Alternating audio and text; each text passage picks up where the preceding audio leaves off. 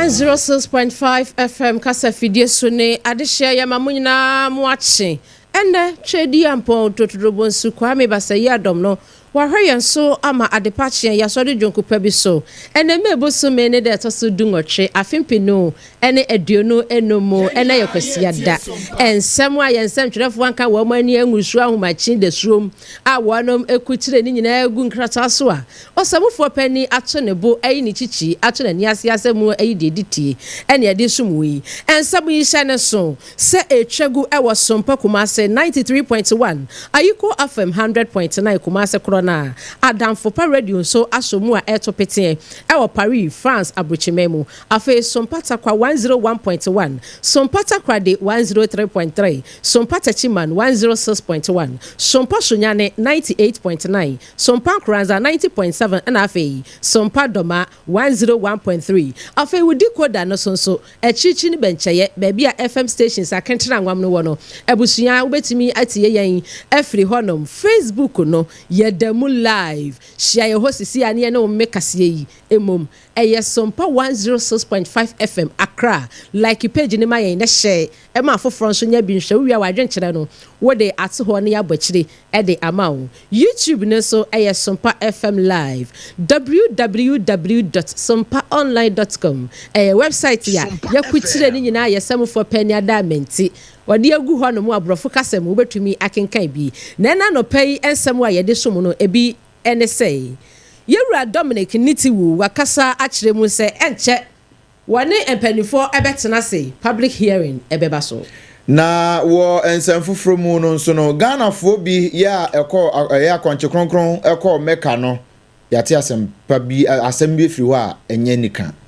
na yenyina yenim se bese nansane na nwumre eba besi nrade Ghana yante asem dekora ne nyina efa dada kedi ho obi akasa afa ho de ensem no de atodwa kronfutachi amoa bi ya ne watete nkrofo wo man Ghana mu pa prosifo ansa aka no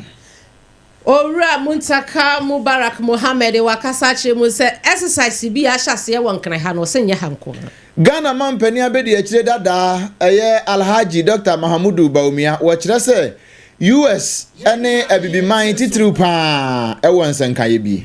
yebetu fa akwakopie mo ewo bi man so a US abrochimemu ene ebepire na enframa jampentrudu bi abode asie kire no emu edene sanso ena Russia ni Ukraine wo mo ntokwa no egina mu dendenden no Donald Trump watu na atiem nana kejesi no sia bremu kase ene enti adwa yede esumwi adansie ne ma papa efie ne ho enado iron rod cement ya hodo ena wo pef wani kire mu ho afi so secure sanitary pad oba abosom so a obemmo eno ena wasa wode mo ebemmo afili secure dan kasa endpoint homeopathic clinic ya de infidie ni nduro a edene ene tu yade ewo ya hye Hajia special local force wasi didi ne fili benze wonom ene aboafo a wo maso ya sene a minute no eduasa yesom wo abena badu adepa kofi ne medine mene obrempon na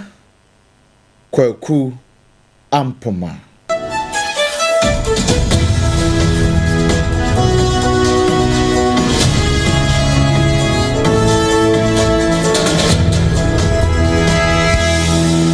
Yanshan semnase na yankwohyase emfanfiri Mecca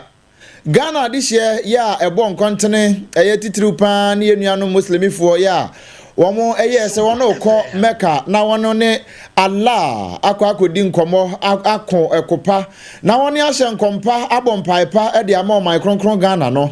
awrawosem ya yate afiri ho ne se wono mo ekọ enipa be sempem nsia emu baako wato na wotoya awrahusemi esie na no ya wada bra woni nyina kohia ye ewo eye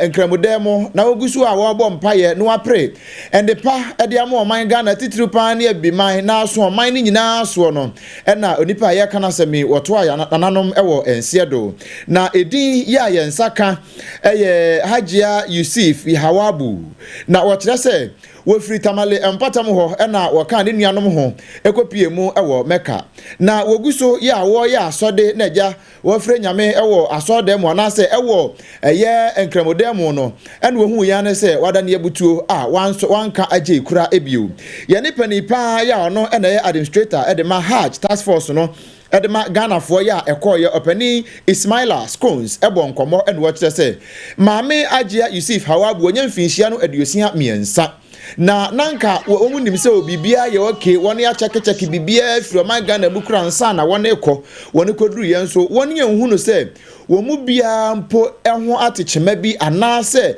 bibi eha obia nanso sane empani aka se ba mo wo kurade a ya na nkwa wontumi nye no na ne yebesi no oye ne de nia sia ne besi eno nti won ya ya amane ne amamre bia sane nkramosom ekire no apene korabe ewo ho nanso efiri neyi anase efiri sabre no asem ne si ye ede ba besi na empo enkosi se woni be firi akwanche kronkron no mu afiri meka afiri wa ba bedu man Ghana mu no enhihye ye bia ewo se won di gu akwan mu na Ghana fo ya ekoye won ho be san na watimi aba abeka man Ghana mu asomdwe mu no woni be ye ama bibia nso etimi akoyie pa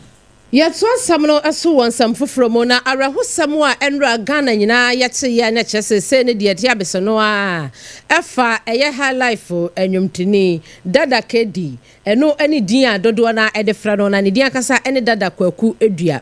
na ɛsɛm yi ɛbobɔ pini social media so sense bibia ekowu a social media ne di kan ekokra wonu munti yehu ye ne se ensem de asade etwetwe aso kakra na nra no ye bo modene ya eni panifo a wonu mu ban ni yie etwetwe nkomo ebisanse aso de yehu ene de ye titi eye no kra na kimpi eye ne manager sompa kase ene no etwetwe nkomo ene ebisanse aso eye no kra na ensem bi so fare ho a binum ekase ya na ono kra no na ne ho dodo no ena nada ka edi kra no na psychologically physically ne de aka ho ni nyina no na eniema nkoyie ene wo se wo no moboa bloggers ne nsam a wo mode na nam abefo ntentafidie ni so no nokura bi anim wo se de atie nie wo se dada ka di obi a na wo ye fit papa na ne ho adene a nyankopon ye adom anka memene de edi anim kura no wo bekọ USA akwa ni show entinka enrada enanka obekwa apply for ne visa kora na obi nim de free soro betere bayira homamu ama bayira entumi ama kesia ba mo wo kurade ankwantum nyei a wode ne nsa bonkum abonu petablibri akwapie mu ewansi adui na kimpi a wono ya ne manager ene nsam trofo kasa ye no ene o kire mu bio sei wo hono mu ene onya ne ntiye se aketesia ba kwa wono oben eye dada kedi yie pa so wa frana ne phone so obi antumi mfa na oboanan kopie mu wenifia na kyesade ne de mu aye dene wanum etebiri no kopie mu ewo bawe ezie aya asabia se ho enaja won kwakwhwe se nyankopɔ be ya dom ema dokotafo etumi ama nkwa aba ne mu nso wanum ye bia entumi anye ye eho ene woje mu a na kyese akoye arehosam na enu achi no ene wo sei ensem bia mpanimfo achọchro etu social media no so no Ghana de hye yehu yete a yamunu hrodohura dasam esan se eye entra eno no krese owura yi na wanyade na ne ho ade ne pa na wo sei dada ka di nyamfinhia no aduonum ensia 56 years waja emma pale enum na ne yire a wonu nyina anim no ese wone nete woni Ghana ha sei na emom owo abrochimem ho ena ne yere ewo na ebinum kiremu se dada ka di ayade ache enokura bi anim se de kimpi ni manager ene sompa kase twetwe common sei ene koi it is never sick a serious illness dia be ka say o yare bi no da ho ana bi ta say juma no say artist ni wo fie kwa po a e say wo manager no wo ko bebi corporate nyama bi na I could ba programs na dia na wo ko ba but o bi a o ti ke de nyama like o ye fie juma de ma kedi so ko e na kedi da ho unconscious he car you so no problem so he quickly called driver bi a say ye ko bebi a ye ne ko wo mo be fa kedi so mo ne hospital. They went like 3 hospitals. Said there's no doctor. That is what they are saying. I was not there. And they are a real government hospital. You see, they rushed Katie to the emergency ward. Somebody oxygen team. That's kind of bar out. Not in Katie media. Yama busue nyina yakọ Ghana de show bibia da enhye den ne fancy dada kedi ne nwum bi ya wo oboye eye ye beye wo hufi ye beye wo hufi afei obi ase eye odomu anigye ene menye na afei somugye ne fatia fatankroma owura ne nwom eka akoma ema wodo so ankasa nya asem keto ye mu bi se ye penenwom pa sa wahu enso no sede Nyankopon eye no sese wonka ye hu biewu a ye ne manager Kimpi etwetwe nkomo a wono so kire mu enti nye se wo yade da ho enye se ebia ebi mo kase ena fun bi kura ne nam ese ye shootu no wasisa eno kura no eye fun bi a wo ma yi be se mfinhia be num a etwam wo mo ni ba bi a Ghana fo bi akwafa ne nam social media ne so enti ni nyina no kura nim Yanto asem ne so na fe yamfe ne nkyeremu e wo Ghana prosifo akache enrada na prosifo fra Sompa kasefo esa yemra na wo mom binsem bi nhye yamfompi na fe yamfa ma Ghana fo nyina na ensem ya wona be ade kire ye ne se abrante kwa bi ya na wo Ghana ha se no wotete amanfo pan de ekopie mu e wo East Legon Ajiringa no American House Tesano ene we baby cantonment ne region ne airport residential area mpatam ho na wotete amanfo ete ho pan won se e ho na nkasa mu no wonu mo tete ho no ya na ye from say high profile for no ene ya na tai etena sampatam ho pa na abrante kwa yi womani tuo so a saafo no ene wokọ won so na woje won ho adwapade a won de ye mfie mpempem apagu ho no na won wode dakro na akwakoso a na de kọ ne fie enam so e ma afi ye bo ne wanted e wo man Ghana mu wo free hape ene odwane de kọ hye Togo wokọ hye Togo no so se wan kodat ni ene obo modin kọ hye ho nso kọ ye ne obeye bia ne nso empanifo se ubu koto amana kwase ne Nyankopon no wo hwe obabi se wo hye wo nyina no na CCTV cameras che no ne dwumadi a wodi ne nantie nyina ntie nam so ema Ghana prosi ene Togo prosi fo kambo mu issue Interpol red alert to ne so ene nam so ema Togo prosi fo bo modin a eduedue mu nketen ekofa no na wakofa no wie yepe ene wo fra Ghana prosi fo se wono megye no na abrante kwa ya wo tete o man Ghana mu mpanifo e wo hase no wono ensa ka no nti wono ye nyom betumi bia e de abrante no e bo man Ghana mu anu nti ne wo se prosifo ebe nsam de kire Sompa kase na fie dane mu achi de ma o man Ghana mu enipa nyina prosifo empanifo ye Director General de ma Criminal Investigation Department which is CID of the Ghana Police Service Mami Lydia Donko and one nsantwefo bo nko no che say ni eseso mu ye bia woni aye bio wode to so ma Ghana fo se Ghana fo ma ho bambo eda no nsam eda mpanimfo nsam eno nti moda monda. The Ghana Police Service has been pursuing a lone armed robbery suspect named Adinda Akpo Abdu Mujibu, whose activities have been captured in various CCTV footages and circulated widely on social media. His criminal activities were primarily targeted at high-profile individuals residing in communities such as East Legon, Cantonments, Ridge, Tesano, Airport Residential Area, and Ajiringa within the Greater Accra metropolis between 2022 and 2024. On 3rd October 2023, you will recall that the Ghana Police Service in a Facebook post assured the public that we were actively pursuing this case. In this regard, enhanced security operations were deployed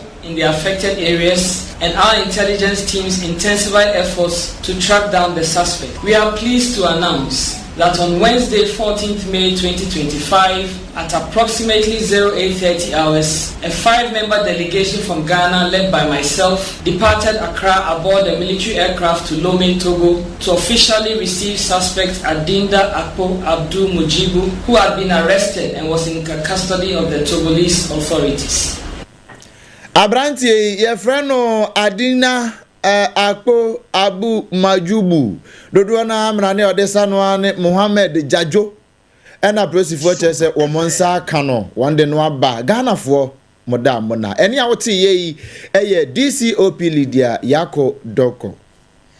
na sane na ana ebeto montene se oman immigration adwumako no wanumatu anamobi na anamawa wanumutu ye nyina ne wo mhyase e wankranpompo ne mantamu montene so se adehia wanum anya Ghana fo a wanum free echichi ni bencha ye wohwe bia ni mu a se wo mu free malio se o mu free no wo ma bepie mu e wo hase yi a ene ye wo kwa wo kaase na wanum ni giragina ho a ne obitumi so watade mu asa de wakotɔ na ade a wantua ne ka na yeda woka adesra na empanimfo atena se ebu nkompo hweye no ade no eyaje ensam koranti na waso wamutu anamon na womuka womhu bo mu na ne nipa bese empim aduonu ene akire wanum aso a wom nyina agu boss mu se momase nkomu nchi esansa mpani se kuntunu wo hoyi ehwan ya ninchia na ekọ na oswani a wo hwe fisam nsensam so no nyamfo mu ntaka mu bahala Muhammad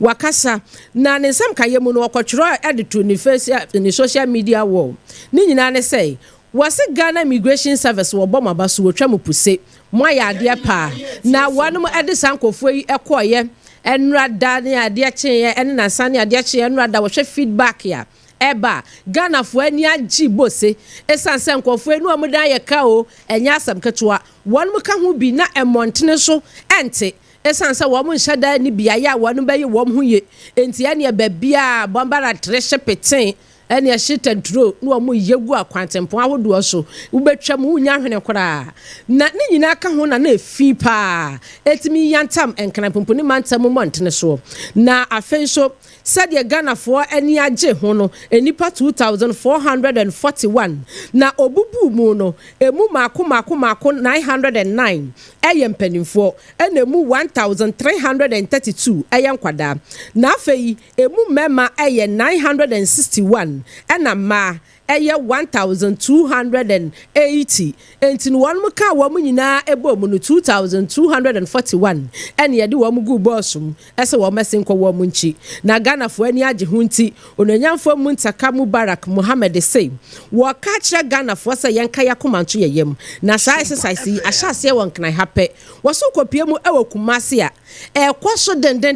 ehonso won be kwakọ suwa wo mu nyina da ede wo makọ wo mu nchi afei tamalenso ebi kwaso pa ehonso kwakọ suwa wonom na afei yenkuro akese bi a safo no ba begumu ai wo mu hyeda ninkrata na nso wo be ba no na kire se wo mu kura ne ba be yese wo mu ne ye ne do wo mu ka wo mu dwoso ye wo montene so no wo be suwa wo mu nyina kwakọ gu wo mu nchi na ebra wo ne nyamfo mu ntaka Muhammad Mubarak ekasa wode ne sam a wo twete ye etu ni Facebook ene ne Twitter wo no eba wiye no se Ghana fo mo nyina mo nka ye humom empani center hiratamienu ka bomu ane bopiminti onipa ba akonso ne nsa enso onyankopɔ ani kata woni mimienu nyina na ebetumi ayama na abroso ayama agina nti nyina ye nka ye humom ni entumi nye saade yi ni enye ni yie esanse ebinim sa ne ye pamo wo mokora wo mu ana o masanso aba wei pamo aye pamo wo mu ana ye de wo mu ko wo mu nchine de no ten no ben wo mu sanso mepiem wo mayi mu biewda a wode ato ni Facebook a yada ne akire edi ama wo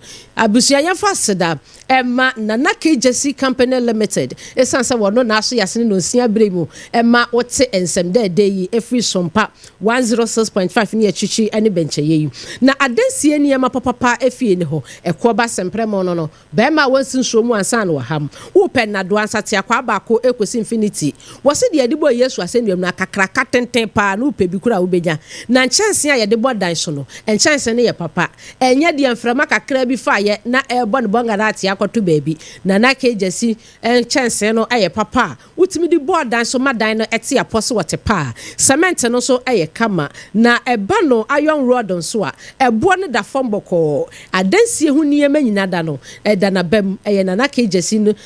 Company Limited na enkran ene kumase ahye no yato apete baabi a 024 0204 355 040 0204 355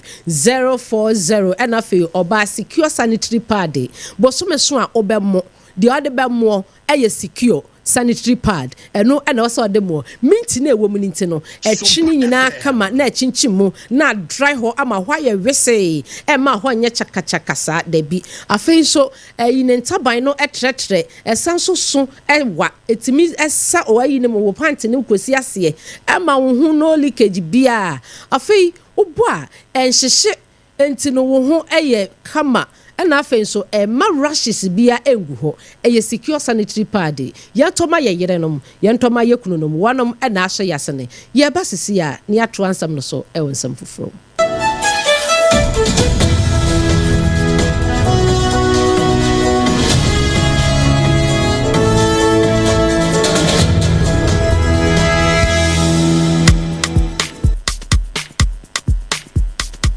Kweku, minim se why she. Me cry man nane. Now so ebony show one basso. Mane Honsepeno. Ebony condoms comes in different flavors and available in all pharmacies, chemical shops, over-the-counter shops, and pubs. For bulk purchases, contact 055-230-0075. Ebony condoms, Ghana's most pleasurable condoms. Make it worth it. We got peppermint, strawberry, vanilla, chocolate. We got peppermint, strawberry, vanilla, chocolate. It only the view means a condom. The condom will then it's not on, but double does got as a condom. Point homeopathic clinic. Ghana had the obi enim say your prostate. Na baby omutimi ye screening ema hu ni ye etu asia. Na e endpoint homeopathic clinic. Anase e kidney, e liver problem. Wo fa baby na adjujo. Na de fa ne premature ejaculation no a be ma bi a wo ne wodofo akwakwahia. Asa wo di ne ho agro. Asa wo tonte. Ene e bra endpoint homeopathic clinic. Na ye moa wo. E ma ne mema mo pa wo. E ye endpoint homeopathic clinic. Wo mo da mufua. Yare bia infections bi ne wo ho. Anase bia wo hwa wo fa baby na adjujo kidney problem prostate de eye endpoint homeopathic clinic ahenema kokobe kumase ba ko ho eben angel educational complex no na Accra hanso so de wo mu ginemu ankasa e was painted bebre friend share signboard no huduro na ubusasa wo pe endpoint homeopathic clinic obi a ebe kire wo for endpoint e wo 0244867068 and 0274234321 endpoint homeopathic clinic wo mu demufo medo edra no pa wuti to boase etwitwiwsi o ado na so ni me the yas toothpaste and the brush and the twitwi mesima menya homka Sentina ye bokoi na me die me all-time favorite yas herbal toothpaste and then the brush aboa me ama sesei menum so a enwunu anasa de ehia me semfimfem me biem na wo hwese me se aye fita sesrecha homa na eti brightens yas whitening toothpaste and then the brush and me di hwimese entina wo se efei na yas total care gel toothpaste and then the brush ne die ebo wo se ho ban demu ne nyina ema wonum ye sham. Oh yes, Enukratrodo. Yas Herba, Yas Whitening, and the Yas Total Care Gel Toothpaste, and then the brush. Abusian Chamfa. Sawo Pedudu 2 Ewon Kran ha. For Leicester Ghana Limited, and was 050-161-9588. Leicester Ghana Limited, and the Yas Toothpaste mo ahodo, and then the brush abejaso abeboy. Munde dinam se menya foreign call. Hello. Hello Papa. What do do be a new? Se me feel London. US. Na no crowd who crowd from me mania. Na papa mo ho te say. Awurade aduma haboko.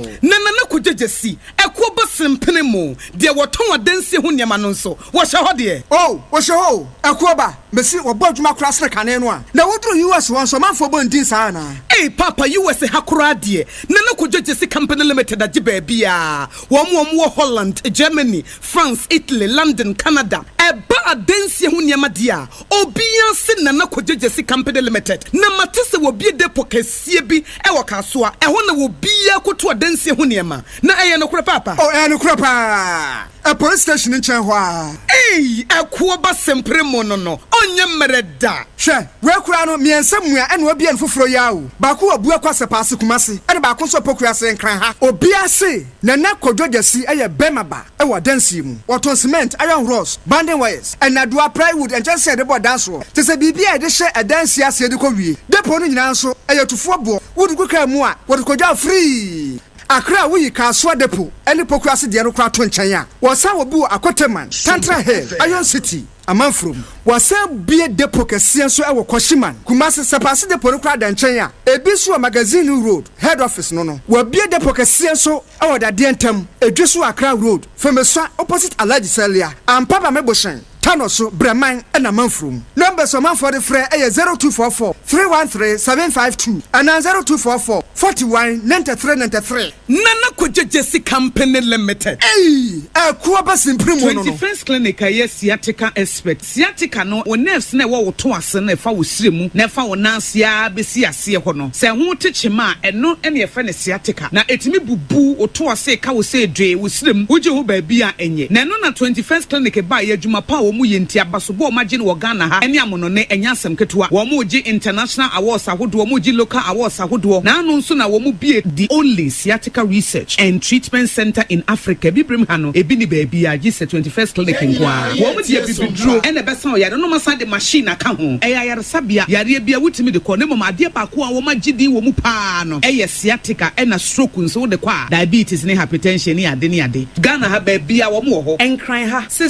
ye wo Tantra Hill runabout. Se wo fi enkran eba ye wo wonsa nifa so. Wo fra masaman so na eba nso a wonsa bonkum so. Eho na wo behu ye. Fre 0540 311 311 0540 311 311. That's a 21st Clinic. Still, woman is sciatica expert.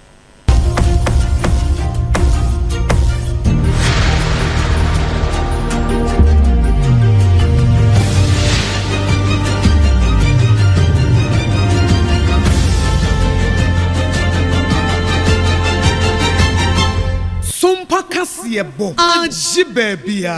Ajibabia ampa yasan mu akwaba nana kejesi no nsia kase no ene de esom wo no mesrawo ya na wa join yen e wo Facebook ne so na odo comment no e de ato ho kama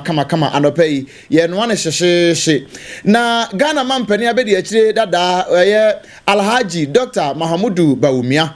waden sama tujia anu wa kire se ebibi man e wasa sa bre pa ene etimbo panhwam ne yesore egina yetadua so ne yeboa ye ho yie pa wa kire se na anu mu ho ena Donald Trump kan ho ene ofa na foforo no wototo tariff eto ahodo e de mama ahodo a wode ho niema eba America mamu na wanya bi man enso amfiri mu ene wo bia age ne de concurrently na enu mu ene wo kire se Sadia ya aba nyina no ewo mu se ebe ha bi mind ye nenso eye bra e wo se bi mind mu mpanimfo titiriw e sori bo panhwam na afi wo mu adwuni kwani mu na wo hunu se e wo se ade bia eye haw ya eda o mind so na se ebi mind so no yetimi hwem na afi enya suahunu ewo mu na yetimi nya ade papa wo mu a ebetimi aboa ama bibi mind ankasa no etimi afa ne ntampa e de afra. Any country which spends more than it saves, you're going to get a trade deficit. The deficit is a macroeconomic problem. It's not a trade policy issue. And you cannot solve that macroeconomic problem with trade policy like tariffs. So you go back, to the Smoot-Hawley Acts of the 1930s, where they put 20% tariffs. You had a Great Depression, and that is what happened. Recently with China and the US, 2018, 2019, again, we had the impact, which was negative for global trade. What the US has done recently is increase the average tariff rate from about 2.4% to 10%. This is the largest increase in tariffs since 1943. Wow, when Kebi da since 1943. Nanso Donald Trump baye wabo memfu itaduku enu wo ya ne obaya saa nanso se bi man yanka ye ho amom na se yanhyehyɛ niema yi a daachi bi a eni akiri no anhwɛ yi a tenase na we antenase pɛ asempa ene beto ye nyina Abusuya yato so awo ensam foforo mu ede amaw na yembra mu ewo koforidua na sanjumadie bi akoso ewo koforidua na ne nyina efa committee a wonom ewo emrahye bedwafia mpanimfo ete yese wonom ena womo enhwe ema yes 3 arms of government no se emra wonom ebe hyehye ewo emrahye bedwafie afei wonom a womo ye emrahye bedwafo nyina no wonom ehya wamo ebetumi ediso na openikase a wono piemo ewo emrahye bedwafia sa committee woye wonom tetena ni wono kuro ya esanso eye emrahye bedwani a wosoma de hya wonom ewo bimbira onanyafo Dominic Nitiwu wono ani tetena ni ntina nsadwumadi ekoso a wone ne members ekasa ye ene womo edwetwe nkomo efa kwaya won befa so na ansa niema na sadwuma ye de ahya wonsa no womo atumi aye ne ye no womo di hu nkomo na dwumadi na se no ene wakache ne members se eye woma sede eye woma sodie ese so obi yamrahye bedwani ana obi ekita office bi ana wayɛ public holder na sɛ bɛyɛ adwuma nko ano wɔyɛ na wɔbɛtumi aba abɛhyɛ bɔ a ɛyɛ wɔn mom asɛdeɛ sɛ wɔn bɛhwɛ sɛ saa bɔhyɛ no a nipa no bɛhyɛ adehye a yɛ Ghanafoɔ no obɛtumi adi soɔ enti wɔnom ɛhyɛ wɔn sapɔ mu nsuo wɔsɛ adwuma mpanimfoɔ de ahyɛ wɔn nsa yi ɛnyɛ adwuma a ɛyɛ mmerɛ saa ɛnyɛ adwuma ɛda fam enti no wɔn nyere wɔn ho na wɔnom ntumi nyɛ ne yi a sompa kaseɛ epie mu hɔ nom a yɛtase bi so mu. I've realized that there was a need to move from the government side chairing it to the opposition side chairing it or chairing it. And so the chair of this committee is now to the opposition. But I can say that members of this committee, whether in government or opposition, are poised to do their work and do it effectively. I have every confidence. And we'll begin public sitting from July. You begin to see us in public sitting, calling people who make promises to Parliament. So it will give us a timeline that by September, this road project will be completed. From other questions from members of Parliament or from the budget itself or the promises that you make to members of Parliament, we will go there physically to check whether it is true and we'll call you to justify to the people why it has not been done. It will be very visible of people who do their work and do it effectively. And we are doing it on behalf of the people of Ghana. Assurance Committee ya wanom ewo emrahye bedwafie won titina ni ononyafo Dominic Nitiwu ena nansa dwumadi a wone ne manfo eyeye anase wone nkofo a wone won ye adwuma ese Assurance Committee members a wo mo emrahye bedwafie ekopiem okoforidu a wo mo de hyehye so ena ode ato wo manim ese adwuma de yenya de ama wo mo make sure se wɔn betumi ama for promises enkanka mrahye bedwafo bo hye bia wɔn ɛhye ɛwɔ mrahye bedwafie no ɛfa wɔn ade hye ho no wɔn betumi adi so yɛntoa nsɛm ne so na afei yɛnwura ɔman Ghana sikasɛm emu onumnyamfo a ɔno egyina mu anupo na yɛkane no na yɛ mrahye bedwane de ma ade hye yɛ wɔ Tamale Central onumnyamfo Inusa Fuseni wɔde atogya kyerɛ sɛ nansan CD no sese wanya ahoden pa obi hunu energy drink ko awanom a wanya energy saa ya wo bo dollar no hye fom de na hye gatamu a wo bo ne trimu konkon anya asem kuma kra na eno na amanfo kire se we ho ena no kro no nyamfo kan dia kompre kwa Japan kra kan bi wo kire se aban yinya de papa bia no wo ye wo sidi ne ho na mom Donald Trump eni wiase amansan nyina ya wone ko sikasam ho no ena ama dollar no sese onya akono eno nti amanfo nsada mpe no wo mo man so eno na nam so ama sidi no afa asase anya nwam ye agya wode don ne ho safo hene saa eno nam so ama kane Tamale Central mrahye dwani onyamfo Inusa Fuseni na no atum bi kire se eye nhyehyeye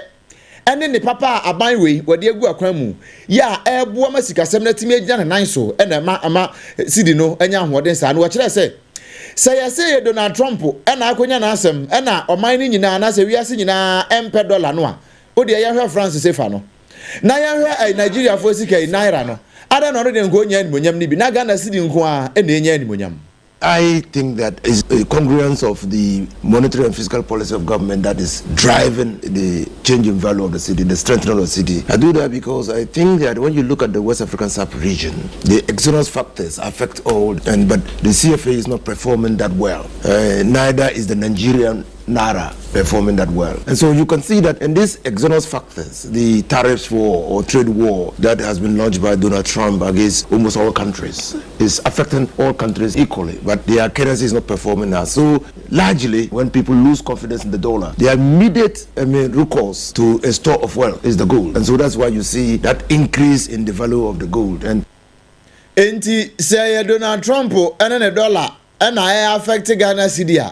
Adentina countries ahodo a womu nyina de tariff to sa na ma bi agu won so nyina no wono currency anase won sikasem no eno de ntimi mpeja eno kire wo say etikase ya wi adwe no enye ba bia ene wo wei eye kane mrahye bedwane di made hye ye Tamale Central Inusa Fuseni wo obi mansumo no USA abrochimemo ehwo na busia ye dewo edro na rehusam a free US abrochimemo aba enese enframa jampentru dubi anu edene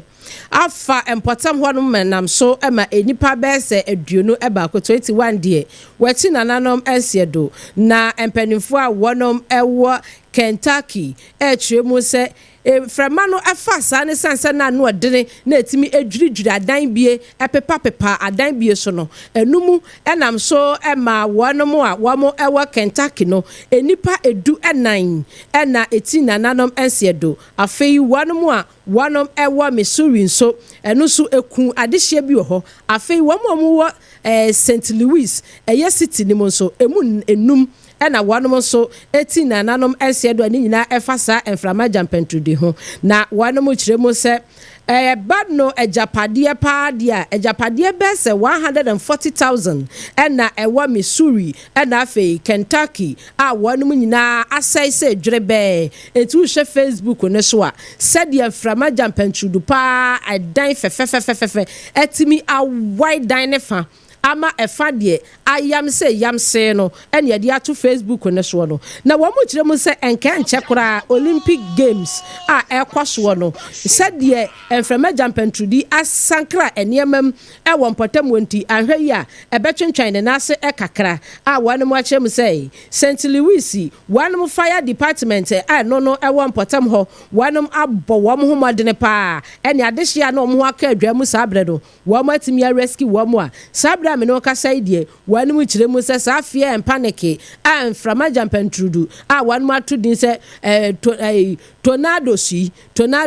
ne brofo de day wanu ebetumi aye niema abesai won potam na afa adehye a wanu so etina nanom nsiedo no wanu so apɛ wanu ekra bia papa no so efiri ho ba ye de asomwo Yego piemu ewo Russia ene Ukraine wo mo ntokwa no mu yenkopata na emom ne asie ena ye da na akire e de amawo no na enum ho elese be 2022 mu ho de ba no a ena Vladimir Putin ya wo no eye Russia mampani wo bom modin asesa eye kodi awo bi e de kogu Russia Ukraine fo so ema enam so ma Volodymyr Zelensky wo no soro ne manfo ye wo Ukraine ene enya asem kuma enipa de bia wu pa wonu mo prepare de bracket ya honwi eno nam so ema enipa bebre de won ane atum bia yesen ke be ye ntokwai wo munyai wo munkotie culture one stone nenyum ye obo esa tribal war can solve the problem asem bia wa kire bia no anka enye ntokwa enam so ma Donald Trump ba ye nansen ye wod na no atum bi chese wono de oba na asomdwie ne second coming no eya asomdwie nko a eno nti waye ne obetumi bia ye senko obehia Putin ena Zelensky na nkaja won de nkasa ho dwumade de ahye so na obi ad na kode de agu fam enam so ma nansen ya mpo na otwe wie ye na otwe twam ye wie ye na nka Zelensky ehwe ne mo senka Putin any Kremlin leader one baba nanka wo nyina ba be hia ne se hia no so wo boda no so wo kra no ma be hia na ko nyina be di kasase face to face nanso what one what say ya soma eno say how ye nyina ye ba say ye ba be hia o what ho say wo soma eno yo no so wo ma wono so be soma eno nam so e ma saa enhyehyeye no entimi amfri enam so ma Donald Trump so na no atum be kire say nyame ya dom a joda chena jo ye wo be hia Vladimir Putin na woni na di nkasa ho pa na wa kire se chale ade no se ne ye kono de ye nyina ase amfia no antom bia na mo anya ne amoye no a mo de disruptions and ebe wiase wo wie pe na fi wato aso e de akwa Zelensky ho no ono nso na akwa akodi nkasasie no akire ne se ne asi bia no adwobre ewo mu se wo na ho aka de e na afei wono mu a ewo mu e wo NATO ehye no so wono a wo mu nyina eboa Zelensky and Ukraine say by ya one Russia e de bebo ani no Donald Trump say woni won nyina be hia na wo hia wi a ne wo akire bia no wo bo akire e de masompa kase e me de asomatiefo ebusuafi na waso wa fidie na asema ye de somo na no pay ebi enese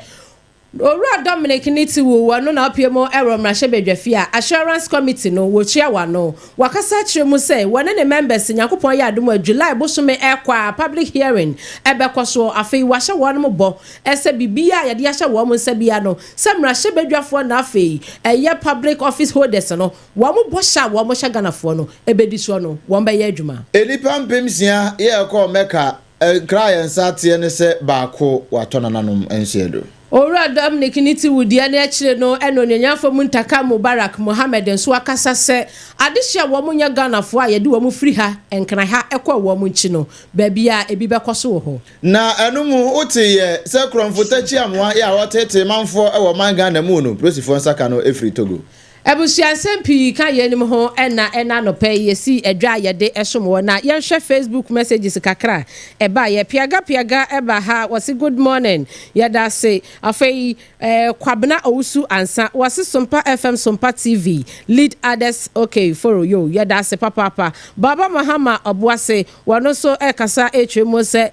Ministry of Interior and afei Ghana Prison Service should help Obuase local prisons also with new pickup oh yo na just wo hia pick up foforo e wo Obuase prison ho na etumi aboa amadwumadi a wo mudi ni potem nso akoso Baba Mahama Obuase dia no so de bai na akua mo aboa ten enso di free Abrekuma Central ene bai wo so wotie yen live e wo Dansoman asore da ho wo so wo chia Prisla Safua aka Abna Peki wo a nursing student e wetibie nursing and midwifery training school yo yeda se papa Starboy enso yen live and clear ewo ahafo mem airport wasi Sompa FM news no size wasi wachia onyanfo Haruna Mohammed MP ewo Esunafo North afei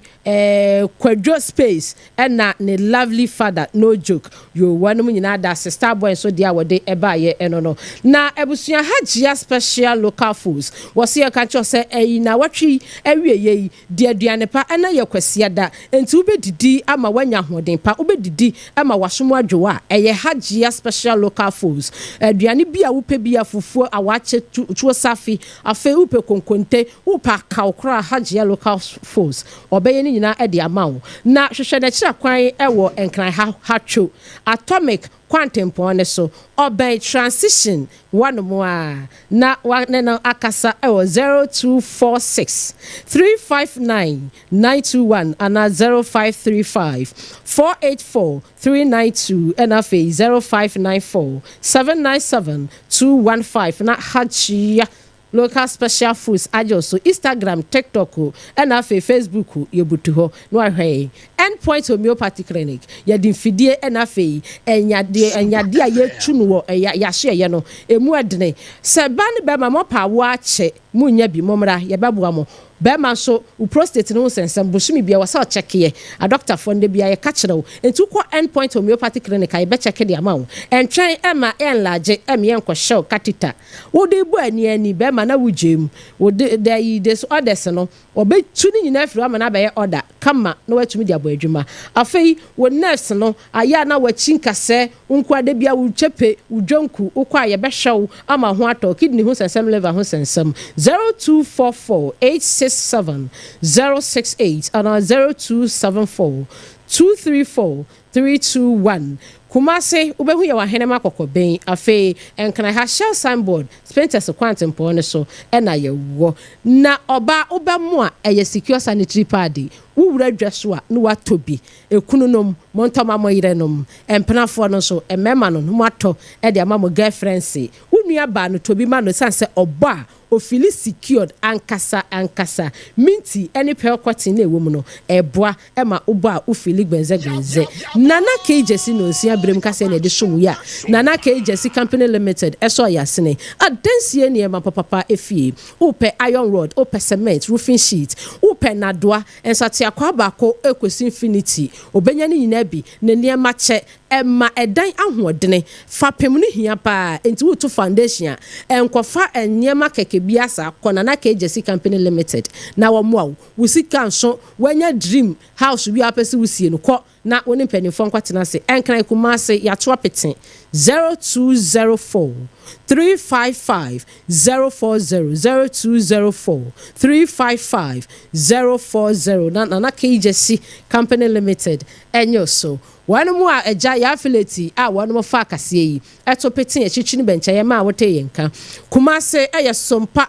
93.1 Ayiko FM 100.9 enso butu Kumasi afi Adamfopa radio ebutu Paris France abrochimemu upiemu ewo takwa eye Sompa 101.1 afi takra denso Sompa 103.3 Tachiman eye Sompa 106.1 Sunyane eye Sompa 98.9 Enkranza eye Sompa 90.7 afi Doma Hinkuru enso Sompo 101.3 udikoda no sonso yetwagu ho live baby a FM stations akentra am no wono wote yenka afei wanu mu a wo muhwe yo Facebook ni nyina so yedamo ase YouTube no so yedamo ase potokasa mu brofo yesamufo pani owura tabo ate adamenti wakuchire ni nyina de akoku www.sompaonline.com kwai na kwakenkan bi na yenso a yeje pene ebe bi nsemi e ma wo abena bedu adepa kofi ni medine mene Obrempon na